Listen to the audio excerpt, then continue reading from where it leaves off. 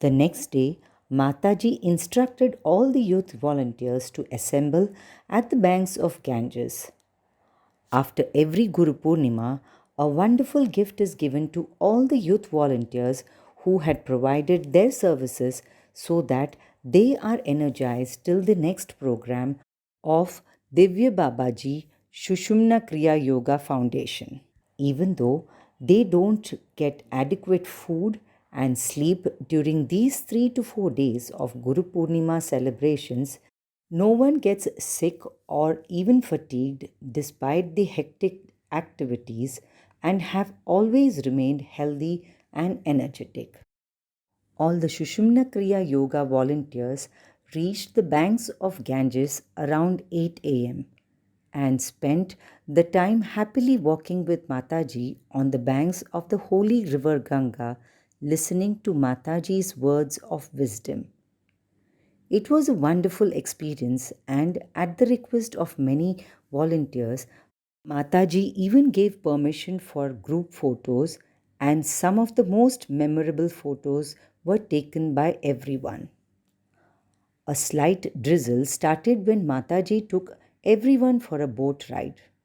Mataji is usually seen instructing, correcting, and guiding people. It is only on rare occasions that Mataji joins the youth volunteers in having fun, answering their doubts, and cheering everyone. The boat was sailing in the sacred Ganges, but the Ganges of knowledge was sitting in the boat with us. Those who realized this felt that they were in trance. Some felt that this opportunity may not come again and were eager to ask Mataji about their visions and their doubts. As the boat floated on the Ganges, we could see many ancient monuments in front of us on the river banks. The sacred Manikarnika Ghat, where the great sages would come in their subtle form to have a bath, and the Harishchandra Ghat that leads to salvation. In the boat, there were young men and women volunteers bubbling with life, and on the banks were the mortal remains of the souls bidding farewell to the world. And amidst this wonderful journey, there was Lord Sarveshwara reciting the Taraka mantra into the ears of the departed. How amazing! All this is happening in a fleeting moment, an unforgettable experience tossed between being happy for a moment and becoming philosophical the next. Seated on the boat of life amidst all this was Mataji, who was determined to inspire people to make them understand the essence of life beyond its shades of light and darkness. There are different conflicts that takes place in the minds of these volunteers, but amidst all this, they are calm with a feeling of assuredness. These things cannot be understood unless experienced. Normally, there would be a group meditation session for volunteers in the evening, but that did not happen as it was raining and they could not find a suitable hall to accommodate everyone. Depending upon the religious centers and presiding deities, these meditation sessions are held to channelize the energy to benefit everyone. These are the miracles that take place in the subtle energy fields. To understand them, one has to be in tune with these vibrations. Just in case if they are not in tune with these vibrations, Mataji's blessings will always be there for them. Even if no meditations are taking place, that will not stop Mataji from blessing them with a special gift. Without them knowing, sufficient amount of energy is transferred to each one of them present there. For all the disciples who were disappointed that they could not bid farewell to Mataji on the last day at Kashi, were given energy and blessings that night by Mataji in a subtle form. But how many of them can realize this? Kriya Yogis either feel very fresh and energetic when they wake up or feel very calm all day without having any negative thoughts, or feel that their meditation was very good and that they had a great vision. But they hardly realize that the reason for all these new changes is the energy transfer from Mataji. Not everyone is in a position to recognize these matters, but whether they realize it or not, Mataji will continue to bless and energize them. There is another intricacy here. This energy is given to devotees depending upon their spiritual maturity. Also, not everyone can see the visions and withstand them. Hence, the Gurus will give visions very selectively.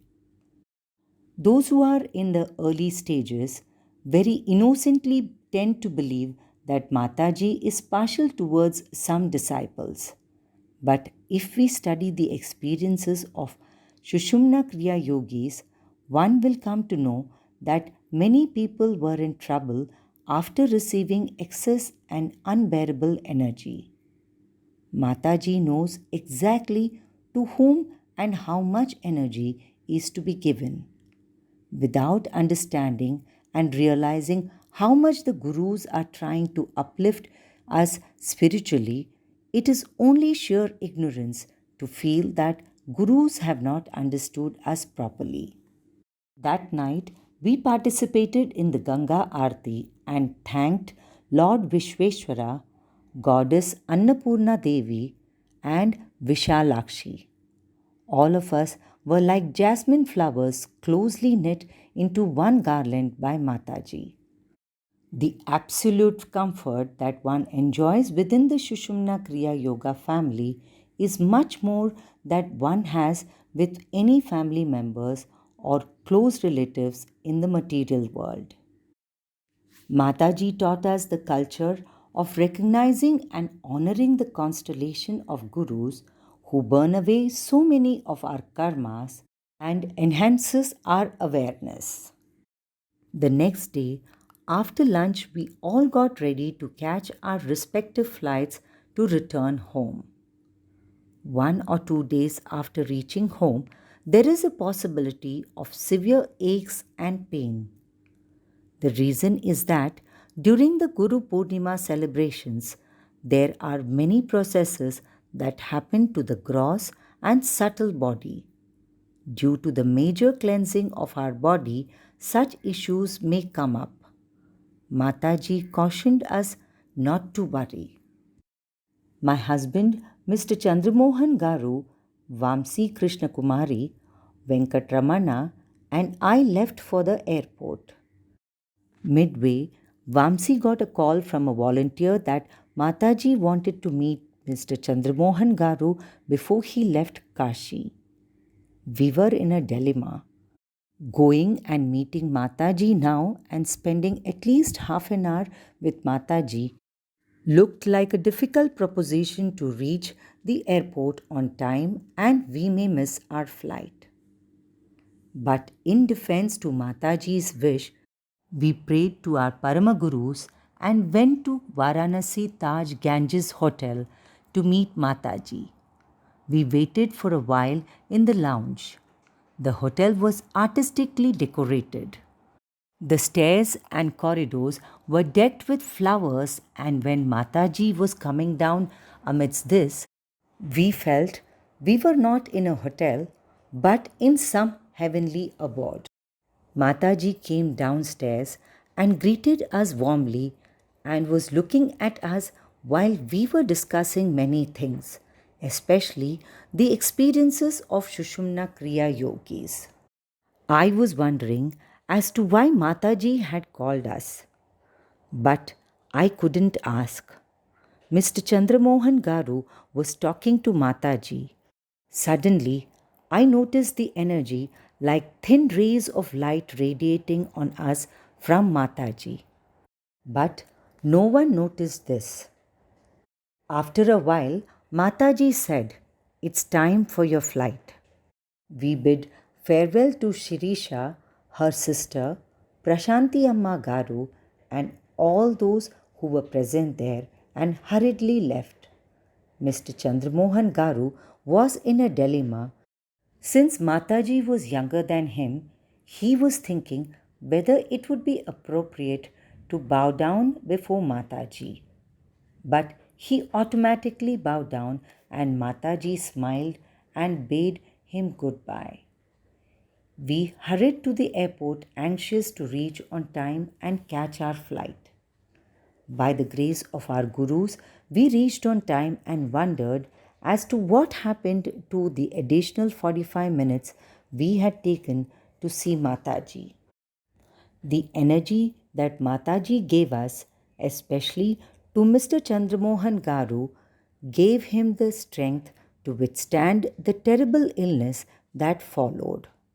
Pacemaker, lung infection, retina replacement, a month long stay in ICU. Strangely, he tolerated everything. The doctors even said that it was a complicated eye operation and that there was a chance of him losing his sight. While the operation was going on, I was sitting outside the operation theatre meditating, and in my vision, I saw Sri Sri Sri Mahavatar Babaji entering the operation theatre through the wall. I immediately realized that my husband was being protected. This Kashi Yatra and the Guru Purnima blessings gave Mr. Chandramohan Garu, who was in a terrible state of illness, the strength to withstand the terrible health problems, and I was able to smoothly sail through all my family problems. Every day, we express our gratitude to the Gurus before sitting down to meditate. This Kashi Guru Purnima was an unforgettable blessing to all of us.